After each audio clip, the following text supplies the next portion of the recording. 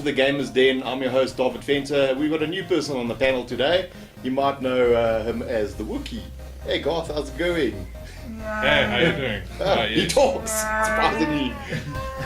Guys, we're going to be discussing games that make us angry and rage quit. We might as well start with the Wookiee. Tell us all about it. Speaking in his own tongue. Dragon's Dogma. Go die already. Like, seriously, just disappear out of my life. I think the saddest part is it didn't just make me angry, it eventually made me stop caring at all about life, the game, my console, my television, Universe. everything. The industry. The industry.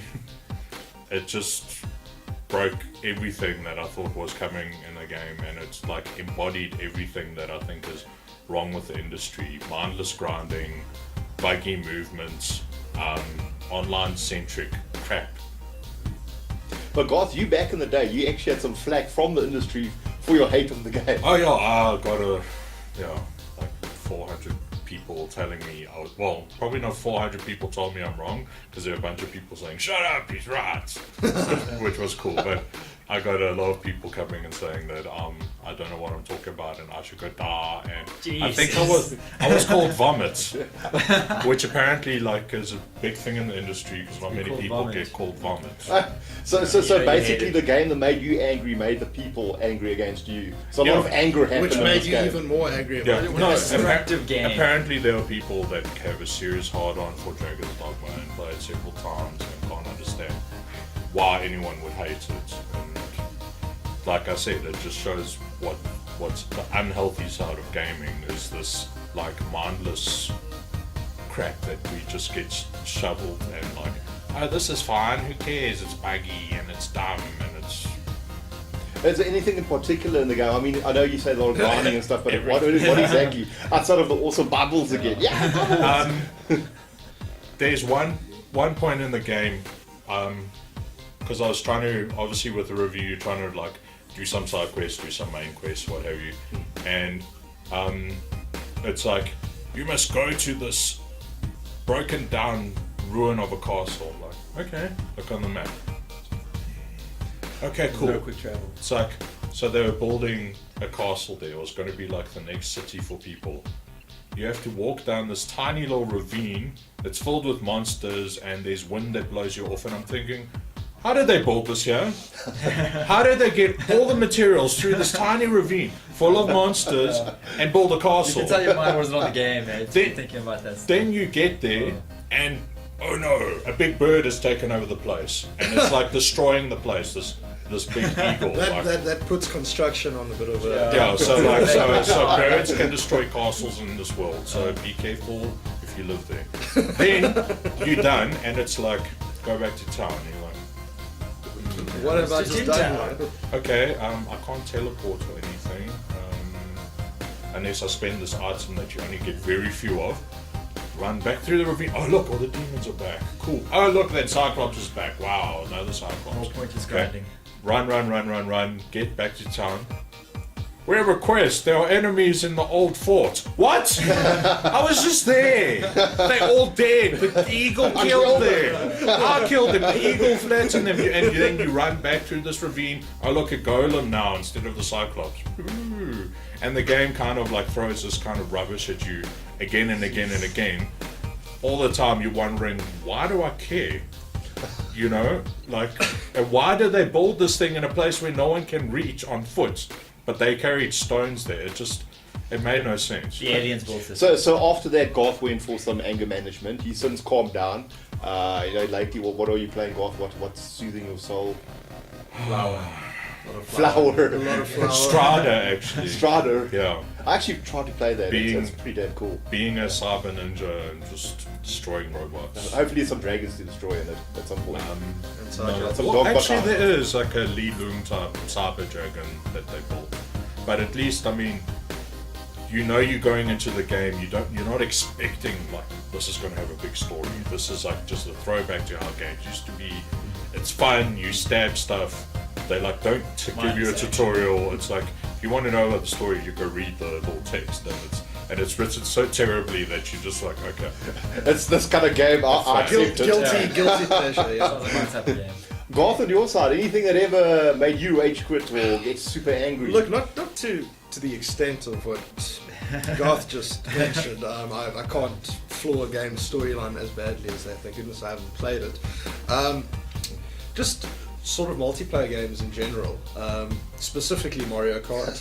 Everyone who's played against someone in Mario Kart has cursed. Well, I mean, we expect that's why there's no voice chatting in Mario Kart, because it'll be one like big swearing Absolutely, Screaming it's absolutely chaotic. I mean, we've played online how many times, and I've been sitting on Mario Kart 7 and 8 and playing and great, and I've said terrible things to you that you should. Things you cannot take back. that we cannot say on the game is dead. Exactly.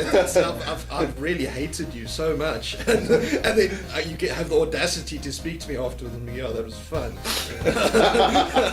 Crying in the shower. Yeah, no, that's the one that sticks out. And then just general old school sort of platformers like Mega Man, for example. You start off playing and that's great, and you die. And, okay, cool. No, that was quite difficult, and you die at exactly the same spot again. And again, and it's not a game like Hotline Miami where you just die and you can actually, you expect it to die. Mega Man is just... Well, you're making me think of something now. I mean, it probably makes you angry, not because of the game, but back in the day, we used to take a little NES unit and leave it overnight because, you couldn't finish the game, there was no way to save it and so forth. Yeah. And then someone would bump it the next morning, it's just frights all over the screen. Nah, terrible stuff. David, on your side? Similar to Garth, online games, Call of Duty. Yeah. Wow, especially when you corner a guy, you might have like a shotgun or something, and he's maybe running away from you, and you just start like laying into him. You're like, oh, easy kill. He doesn't go down, turns around and like throws a knife at you and kills you, something like that, like a cheap dead. And you're like, no, but I must have shot him at least 100 times. So does lag get the blame? I don't understand. It has to be. I'm like, it must be lag, because I'm not that bad at this game. And also when when you start like a feud with someone, like Battlefield's a good example. So there'll be a sniper somewhere hidden there, and he keeps taking you out. You're like, okay, cool. Screw the objectives. I now take him out. That's like the only reason I'm playing. And he keeps taking you out, and eventually it's just like this epic battle between you and some other guy. And some other 10-year-old. Yeah, some other 10-year-old. Was he swearing at your mom? Yeah, some sugar high. And that I cannot handle. So if I keep getting taken out by the same guy, you can see he's just got out for me. No, I'll just lose it. I become a green rage monster. You need his dog tags then. Yeah. I need his tag. I live for his tag. David, yourself? Well, my side, it comes in the form of a little game called Wipeout Fusion, which was on the PS2. And I mean, this generally happens with racing games with me. When you get towards the end and the AI becomes like incredibly annoying and unfair. And this is years ago, about 2000, 2001.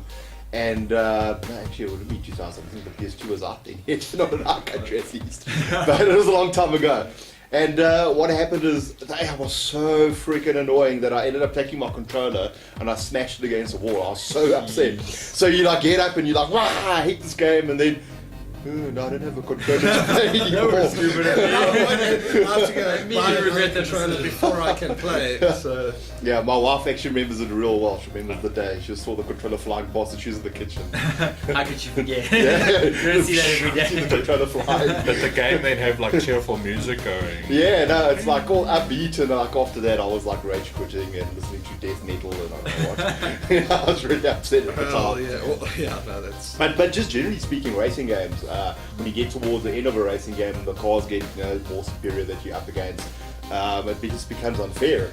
And then I just lose my mind. No, well, getting back to my sort of Mario Kart stuff. With Mario Kart 64, the AI wasn't like racing AI of today, where it was. You could have been streaks ahead. Cheap. No, the second you got shelled or knocked into something, the AI was directly behind you. Yeah. It made me want to murder people. Well, I just recently reviewed Super Mario on the SNES, Super Mario Kart. Yes. And when you play the harder levels, which I think is the Star Cup or the Special Cup or something, there's a Koopa Trooper, and no matter what, he's always the guy that's right up your ass, and should you hit a peel, he'll pass you, and no one else, it's just the Koopa Trooper. And I was like, Yes, that, it's that so AI, bad. that That AI, AI. that AI. man. Anyway, guys, let us know what makes you angry. Is there anything that's made you rage quit or throw controllers or smash keyboards or something like that? Let us know, and yeah, we'll discuss it with you guys in the comments. Anyway, guys, thanks for joining us for this episode. We'll see you again next time. Cheers. Cheers, guys.